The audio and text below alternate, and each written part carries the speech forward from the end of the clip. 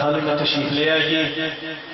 مجلس اعضا کا باقاعدہ آغاز چند ہی لمحوں کے بعد تلاوت کلام مجید سے ہوا چاہتا ہے، اور اس کے بعد دعائے حدیث کے ساتھ اس کے فوراً بعد انشاءاللہ آج کے اس مجلس کے مرکزی خطیب جناب نوید احمد نوید صاحب فیصل آباد تشریف فرما ہے، اور انشاءاللہ اپنے وقت پہ بہترین انداز سے ذکر محمد و آل محمد بیان فرمائیں گے۔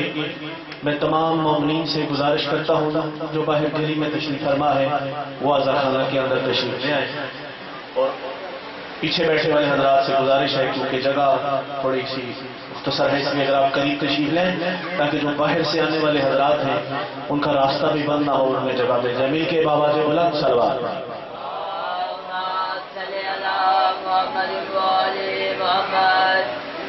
اعوذ باللہ من الشیطان اللعین الرجیم، بسم اللہ الرحمن الرحیم۔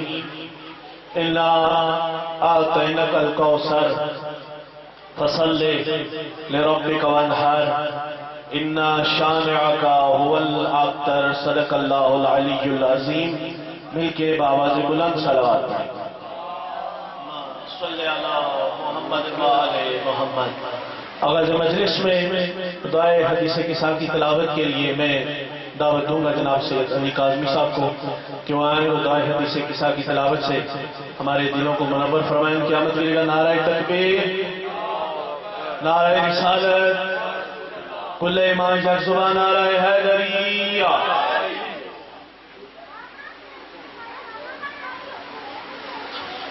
سارے حضرات کے برابر صلوات پڑھ۔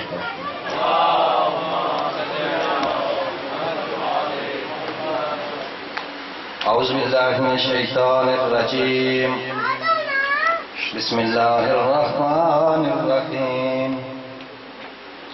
ان فاطمہ الزہراء علیہ السلام بنت رسول اللہ صلی اللہ علیہ وآلہ قال سمعت فاطمة أنها قالت ظهر لي برسول الله في بعض الأيام فقال السلام عليك يا فاطمة فقلت عليك السلام قال إني أجد في بدني ضعفا فقلت له أعيذك بالله يا أبتر من الضعف فقال يا فاطمة ائتني بالكساء اليمني فغطيني به وأتيته بالكساء اليمني فغطيته به وصرت أنزل إليه وإذا وجهه يطلال كأنه البدر في ليلة تمامه وكماله فما كانت إلا سعد وإذا بولد الحسن قد أقبل وقال السلام عليك يا أمه وقلت عليك السلام يا قرة عين وثمرات وادي فقال يا أمه إني أشم عندك راية طيبة كأنها راية جد رسول الله فقلت نعم إن جدك تحت الكساء فأقبل الحسن نحو الكساء وقال السلام عليك يا جداب يا رسول الله أتزار لأن أدخل معك تحت الكساء فقال وعليك السلام يا ولدي ويا صاحب عوزي قد أذنت لك ودخل معه تحت الكساء فما كانت إلا ساعة وإذا بولدي الحسين عليه السلام قد أقبل وقال السلام عليك يا أمه فقلت عليك السلام يا ولدي ويا قرة عين وثمرات وادي فقال لي يا أمه إني أشم عندك راية طيبة كأنها راية جد رسول الله فقلت نعم إن جدك وأخاك تحت الكساء ودني الحسين نحو الكساء وقال السلام عليك يا جداه والسلام عليك يا منصور الله أتزار لأن أكون معكم ما تحت الكساء فقال وعليك السلام يا ولدي ويا شافع أمتي قد أذنت لك ودخل ما تحت الكساء فأقبل عند ذلك أبو الحسن علي بن أبي طالب وقال السلام عليك يا بنت رسول الله. فقلت وعليك السلام يا أبو الحسن ويا أمير المؤمنين صلوات.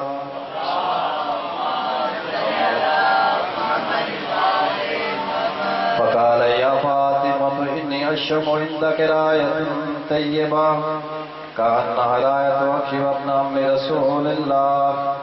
فقلت نعم ها هما ولديك تحت الكساء.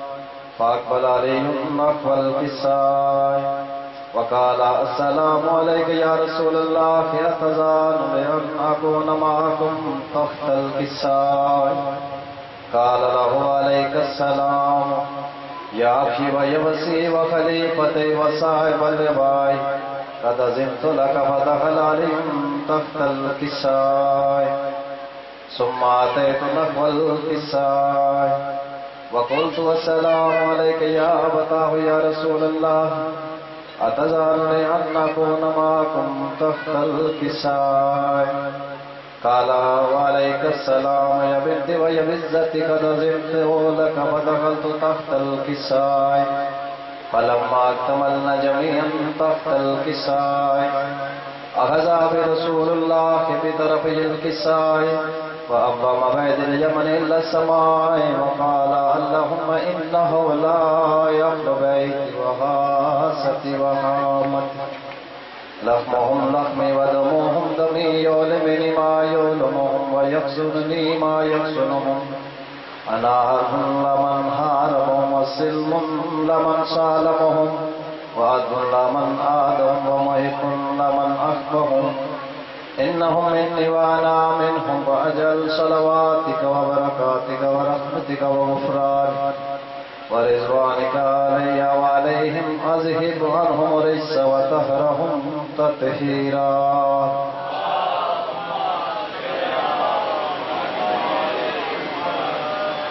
فقال الله عز وجل يا ملائكتي ويا سكان السماوات إني ما خلقت سماء مبنيات ولا أرضا مدهية ولا قمر منير ولا شمس مضيئة ولا فلك يدور ولا بحر يجري ولا فلك يسري إلا بمحبة هؤلاء الخمسة الذين هم تحت الكساء. فقال الأمين جبريل يا رب ومن تحت الكساء. فقال أزواجهم أهل بيت النبوة ومعدن الرسالة هم فاطمة وأبوها وبالها وبنوها صلوات.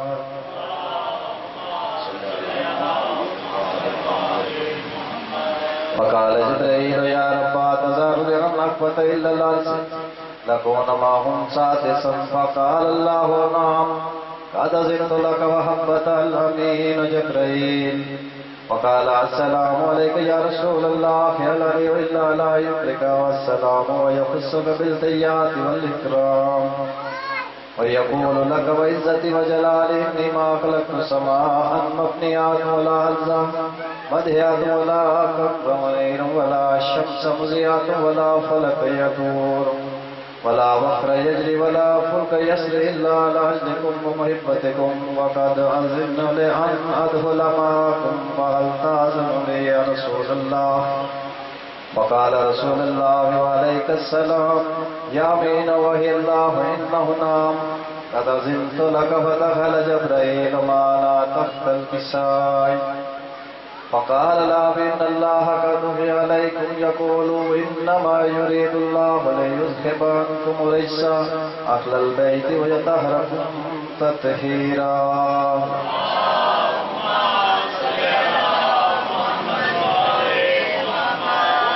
فقال علي الأبي يا رسول الله أخبرني ما لجلوسنا هذا تحت الكساء من فضل عند الله. فقال النبي والذي بعثني بالحق نبيا واصطفاني بالرسالة نجيا وذكر خبرنا هذا في محفل من محافل أهل الأرض وفيه جم من شيعتنا ومحبينا إلا ونزلت عليهم الرحمة وعفت بهم الملائكة واستغفرت لهم إلا أن يتفرقوا. فقال عليهم إذا والله فزنا وفاز زشياتنا رب القامة فقال النبي ثانيان والذي بعثني بالحق نبي واصطفاني بالرسالة نجيا ما ذكر خبرنا هذا في محفل من محافل أهل الأرض وفيه جم من شيعتنا ومحبينا وفيهم مخموم إلا وفرج الله ما هو لا مخموم إلا وكشف الله ما هو لا طالب حاجته إلا وكذا الله حاجته فقال علي إذا والله فزنا وسعدنا وكذلك شيعتنا فزوا وسعدوا في الدنيا والآخرة برب الكعبة اللهم صل على محمد وعلى محمد اللهم قل لوليك الحجة بن حسن صلواتك عليه وعلى آله في هذه الساعة وفي كل صبح ساعة العلم والخير واليوم وحافظا وقاهدا وناصرا وكبيرا حتى تسكنها والزكاة وتمتعوا فيها طويلا يا رب محمد وآل محمد وعجل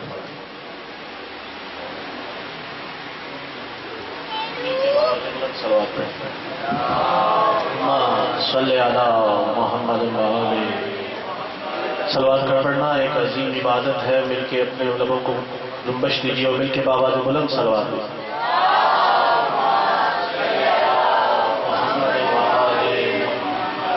میں ایک دفعہ پھر رستے میں بیٹھے ہوئے نوجوانوں سے گزارش کروں گا کیونکہ جگہ آپ کے سامنے ہے, بہت تنگ ہے, اگر آپ مہربانی کریں اٹھ کے یہاں آ جائے تاکہ جو بعد میں آنے والے حضرات ہیں انہوں وہاں پیچھے جگہ مل جائے. کچھ نوجوان آپ بچوں میں تھوڑے سے آگے میں آ جائے تاکہ جگہ بنے. مل کے بابا سے بلند صلوات محمد وآل محمد. جیسا کہ تمام احباب جانتے ہیں آج کی یہ ایصال ثواب کی مجلس ہے. سب سے پہلے تو میں بھائی سجاد مرحوم کے خانوادے اور تمام مومنین سے اظہار تعزیت کروں گا ان کی اس ناگہانی رخصتی پہ. یہ ایک امر باحق ہے, ہر انسان نے جلد یا دیر اس دنیا سے رخصت ہونا ہے, اور جس دن وہ اس دنیا سے رخصت ہوئے اس دن بھی میری اور ان کی صبح صبح راستے میں ملاقات ہوئی. جاتے ہوئے جس طرح کھلتے ہوئے چہرے کے ساتھ سلام کرتے تھے اس طرح انہوں نے سلام کیا اور 3 بجے خبر مل گئی کہ وہ اس دنیا سے رخصت ہوئے. بہرحال یہ امر ربی ہے اور کوئی اس کو ٹال نہیں سکتا. اس مجلس اعزا کے توسط سے ہم نہ صرف ان کی روح کو ایصال ثواب کرنے آئے ہیں بلکہ سنت نبی ادا کرتے ہوئے ان کے خانوادے کی ڈھارس بڑھانے کے لیے بھی تشریف لائے ہیں. تمام مومنین سنت اس طرح کی قرآن میں بیان فرماتا ہے. قرآن کا قصہ ہے جناب زکریا علیہ السلام بے اولاد. تو جو ہے میری جان, جناب زکریا کافی عرصہ تک عمر کے کافی حصے تک بے اولاد تھے. ایک دن نماز میں محو دعا ہوئے خدا سے کہ بار الہ مجھے اولاد عطا فرما. اللہ نے نبی کی دعا کو قبول کیا اور جب دعا قبول ہوئی تو ساتھ ہی یہ بشارت بھی دی کہ زکریا یحییٰ ہم تمہیں ایک بیٹا دیں گے جس کا نام یحییٰ ہوگا اور وہ عین جوانی میں قتل ہو جائے گا. اللہ نے جب یہ خوشخبری دی کہ ہم تمہیں بیٹا دیں گے اسی وقت ساتھ یہ بشارت بھی دے دی کہ اسے عین جوانی میں قتل کر دیا جائے. یہ سننا تھا.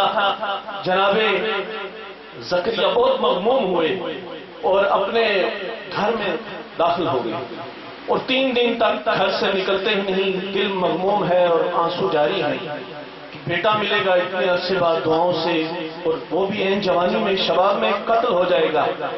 حتیٰ کہ 3 دن گزر گئے. 3 دن اب امت جو تھی ان کا جو قبیلہ تھا قوم تھی اس نے دیکھا کہ جناب زکریا باہر تشریف نہیں لا رہے تو وہ ان کے گھر چلے گئے. ان کو دخل باب کیا سرکار باہر تشریف لائے اور جب انہوں نے وجہ پوچھی کہ سرکار آپ گھر میں کیوں بند ہیں باہر کیوں نہیں نکل رہے تو انہوں نے اشاروں سے کہا کہ میں نے روزہ رکھا ہوا ہے چپ کر تم لوگ چلے جاؤ. امت واپس آ گئی. جب واپس آئے تو پھر اللہ کی طرف سے حکم ہوا کہ زکریا تم کیوں پریشان ہو. کہا مالک اتنے عرصے بعد دعا قبول ہوئی اور ساتھ یہ بھی بتا دیا تھا کہ عین شباب میں تمہارا بیٹا قتل ہو جائے گا. کہا زکریا یہ بتاؤ کہ محمد کو اپنے سے اولا مانتے ہو اپنا مولا مانتے ہو. کہا بالکل وہ میرے مولا ہیں. رسول اللہ ختم المرسلین ہیں وہ میرے مولا ہیں وہ تم سے افضل ہے؟ کہا افضل. کہا یہ بتاؤ ان کا بیٹا تمہارے بیٹے سے افضل ہوگا یا نہیں؟ کہا یقیناً اگر نبی افضل ہے تو ان کا بیٹا بھی افضل ہوگا. جب یہ بات بتائی تو خدا نے کہا کہ یحییٰ تمہارا بیٹا بھی جوانی میں قتل ہوگا اور نبی کا بیٹا بھی جوانی میں قتل ہوگا. تمام کربلا کا محضر جناب یحییٰ علیہ السلام کے سامنے پیش کیا گیا. تو پھر انہوں نے کہا کہ آپ بتاؤ اپنے بیٹے کی یاد مناؤ گے یا نبی کے بیٹے کی؟ کہا کہ میں تو اپنے بیٹے کو بھول گیا، میں نبی کے بیٹے کی یاد مناؤں گا. تو یہ وہ بنیاد تھی، یہ وہ سنت ہے جو آج ہم جہاں ادا کرنے بیٹھے ہیں. اس دکھی خانوادے کو ذکر امام حسین علیہ السلام کے توسط سے ایک لاسا تسلی کے ہر غم میں کربلا نے سہارا دیا مجھے، ہر غم میں کربلا نے سہارا دیا مجھے، ہر غم غم حسین میں تحلیل ہو گیا. اور یہ غم حسین علیہ السلام کی یہ دولت ہے کہ جو دنیا کے ہر غم کو اپنے اندر سمو کے انسان کو بے نیاز کر دیتی ہے. اور میں اسی مجلس کے آغاز میں بالکل، اور یہ ایک لمحہ فکریہ بھی ہے، میرے مولا امام جعفر صادق علیہ السلام سرکار یہ فرماتے ہیں جناب ابو ذر علیہ السلام کے بارے میں. سرکار فرماتے ہیں کہ جناب ابو ذر کے اندر دو خوبیاں تھیں. ایک وہ دور اندیش تھے، دوسرا وہ تفکر کرتے. مطلب مولا نے ہر مومن کی نشانی بتا دی، ہر مومن کے لیے ایک صفت بتا دی کہ مومن دور اندیش بھی ہوگا، مومن تفکر بھی کرے گا. اور یہ ہمارے درمیان جو ہمارے پیارے ہم سے اٹھ جاتے ہیں، یہ سب سے بڑا تفکر ہے. اگر اس پہ غور کریں کہ ہم نے کب یہ سوچا ہوتا ہے کہ ایک نوجوان جو صحیح سلامت صبح ہمارے ساتھ سے رخصت ہوا، اچانک کیوں ہم یہ اپنے ذہن میں، اپنے تصور میں یہ سوچ رہے ہوتے ہیں اور پلاننگ کر رہے ہوتے ہیں، ہم نے اتنا عرصہ جینا ہے، اپنے لیے اتنی پلاننگ کر رہے ہوتے ہیں. لیکن ایک مومن کو تفکر کرنا چاہیے، ایک مومن کو فکر اندیش ہونا چاہیے کہ یہ زندگی کبھی بھی اختتام پذیر ہو سکتی ہے. مولا امیر علیہ السلام فرماتے ہیں کہ یاد رکھو موت قریب ہے اور قیامت قریب تر ہے، اس سے فرار ممکن نہیں. تو نوجوانوں جس چیز سے فرار ممکن نہ ہو تو اس چیز کے لیے تیار بھی ہونا چاہیے یا نہیں؟ آج اپنے اندر نظر دوڑائیں. اور آج ہم ایک بہت بڑے چیلنجز کے ساتھ زندہ ہیں، جس میں دو بڑے چیلنجز ہمارے سامنے موجود ہیں. ایک اگلے لمحے کا پتہ نہیں کس لمحے ہمیں موت آ گھیرے، اور دوسرا عرفائے زمانہ یہ کہہ رہے ہیں کہ حالات و واقعات زمانے کے جو حوادث جاری ہیں یہ بتاتے ہیں کہ کسی بھی وقت امام زمانہ آ سکتے ہیں. یہ دو چیلنج ہیں انسان کے لیے، کسی وقت زندگی سے چلا جا سکتا ہے یا امام تشریف لا سکتے ہیں. تو ہمیں اپنے اوپر غور کرنے کی ضرورت ہے، اپنے ارد گرد اپنے پیاروں کو اٹھتے ہوئے دیکھ کے کہ کیا ہم اپنے آپ کو اس قابل تیار کر رہے ہیں کہ ہم اس دنیا سے اٹھ جائیں تو قبر میں مولا علی کے سامنا کر سکیں گے، یا مولا امام زمانہ علیہ السلام تشریف لے آئے تو ہم امام کے سامنے کھڑے ہو سکیں گے. میں نوجوانوں سے آج کل ہر مجلس میں، ہر محفل میں اسی لیے اس ٹاپک پہ بات کرتا ہوں کہ نوجوانوں اب وقت نہیں ہے کہ ہم اپنے آپ کو خواب غفلت میں سو کے اپنے آپ کو ضائع کریں، کیونکہ مولا یہ نہیں چاہتے کہ میرا مومن ایک پست درجے کی زندگی گزارے. معصوم یہ چاہتے ہیں کہ ان کا مومن ایک بلند روح کے ساتھ ایک اعلیٰ پائے کی مانوی زندگی بسر کرے، ایک ایسی زندگی جو اسے خدا کے قریب کرے. اور یہ زندگی تبھی ممکن ہے کہ جب ہم اس راستے پہ چلیں کہ جو معصوم نے ہمارے لیے متعین کیا ہے. ہم بہت اپنا وقت ضائع کر لیا، بہت کھیل کود میں اپنے آپ کو مشغول کر لیا. اب وقت ہے کہ ہماری راتیں اپنے امام کو پکاریں، ہم اپنے مصلوں کو آباد کریں، اور ہم اس قرآن، اس کتاب ہدایت، اس کتاب روشنی سے تصرف کریں، اس سے کچھ حاصل کریں، اس سے اپنی روح کو پاکیزہ کریں، اس سے اپنے نفس کو پاکیزہ کریں، اس سے اپنے معیار کو بلند کریں اور اپنے آپ کو امام کے قریب کریں. یہ وہ باتیں ہیں کہ جن پہ ہر نوجوان کو غور کرنا چاہیے. اور آج کے دور میں طاغوت، اب میری باتوں سے یقیناً غور نہیں ہو رہے، آج کے زمانے میں یقین مانیے طاغوت پوری طاقت کے ساتھ ان نوجوانوں کے اوپر ہم سے زیادہ ہمارا دشمن ہمارے بارے میں جانتا ہے اور وہ ہم سے زیادہ ہم پہ کام کر رہا ہے. اسے پتا ہے کہ اگر میں نے اس نوجوان کو تھوڑی دیر کے لیے ڈھیلا چھوڑ دیا کہ اتنا کچھ گرفت رکھنے کے باوجود بھی کہ امام حسین علیہ السلام کے ذکر نے اس نوجوان کو اتنا طاقتور کر دیا ہے کہ آج دنیا کی ساری طاغوتی طاقتیں نہ چاہتے ہوئے بھی ذکر حسین کے سامنے جھکی ہوئی ہیں.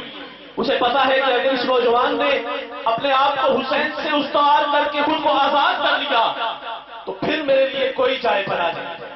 اور وہ مسلسل نوجوانوں پہ کام کر رہے ہیں. اور آج کے اس سوشل میڈیا کے دور میں کوئی بھی نوجوان کو کیا معذرت کے ساتھ بزرگ بھی اس کے شکنجے سے ہم آزاد نہیں ہیں. اور سب سے بڑا گناہ جو ہم اس کے تصرف میں آ رہے ہیں وہ ایک حرام نگاہ ہے. میرے عزیزان، یہ ایک حرام نگاہ انسان کو مانوی طور پہ کئی سال پیچھے لے جاتی ہے. مانوی سال آگے بڑھنے کا مطلب یہ ہے کہ وہ نور ہے. محمد والے محمد نور ہیں. ہم اس خاکی بشر، اس خاکی جسم کے ساتھ وہاں تک نہیں پہنچ سکتے. اپنے آپ کو نورانی کرنا ہوگا. اور وہ نورانی کیسے کریں گے کہ جب ہم مانوی زندگی بسر کریں گے، اس مانوی زندگی کے ساتھ نور کے اس رستے پہ چلیں گے، تب وہاں ان کے قریب پہنچ پائیں گے، ان کی بارگاہ میں پہنچ پائیں گے. اس لیے اس نے اس نوجوان کے اوپر کام کیا اور سوشل میڈیا کے ذریعے نوجوانوں کو برگلایا جا رہا ہے اور انہیں اس چیز پہ اکسایا جا رہا ہے کہ وہ کیا دن میں کئی دفعہ ہم چاہتے نہ چاہتے ہوئے بھی ایسے مناظر پر نگاہیں کرتے ہیں اور اپنی روحانیت کو تباہ و برباد کرتے ہیں. تو یہ میرا آج کا پیغام تھا. تمام نوجوان جو میرے سامنے تشریف فرما ہے، مائیں بہنیں جن تک میری آواز پہنچ رہی ہے، اور بالخصوص ماؤں کی ذمہ داری دگنی ہے کہ ان کی گود میں میری قوم کا مستقبل پڑا. میری قوم کا مستقبل میری ماؤں کی گود میں ہے اور ماؤں کو خصوصی طور پہ تیار ہونا ہے. انہیں زینبی خاتون بننا ہے. انہیں جناب زینب کی سنت پہ عمل کرتے ہوئے وہ نسل تیار کرنی ہے. امام زمانہ کے وہ سپاہی تیار کرنے ہیں کہ جس نے طاغوت کے ساتھ ٹکرانا ہے. مل کے بآواز بلند صلوات محمد مالے. بارے دیگر اپنی زبانوں کو معطل کیجیے. مل کے بآواز بلند صلوات صلی اللہ محمد. آغاز مجلس میں میں گزارش کروں گا شاعر اہل بیت، شاعر بزم معصومین جناب سید مشاہد کاظمی سے کہ وہ آئیں اور اپنا کلام پیش فرمائیں. ان کی آمد ملے گا نعرہ تکبیر، نعرہ رسالت، نعرہ حیدری. میں وہ اسرار بھائی آپ سے اور مومنین تشریف فرمائیں. ایک دفعہ پھر گزارش کروں گا یہاں پہ آ جائیں کیونکہ رستہ بند ہو گیا، پیچھے بیٹھنے کی جگہ بھی نہیں بچی. دو قدم تشریف لے آگے لے آئیں.